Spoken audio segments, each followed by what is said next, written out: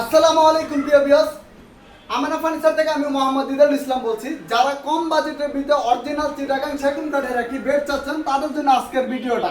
আমরা যে বেডটি দেখতেছেন এটা আমরা সাধারণত করে থাকি 6 ফিট বাই 7 ফিটের ভিতরে। এটা আমরা করেছি 5 ফিট বাই 7 ফিটের ভিতরে। আপনি চাইলে এটা আমরা ফুল বক্স করেছি, আপনি যদি চান সেমি বক্স করে নিতে পারবেন।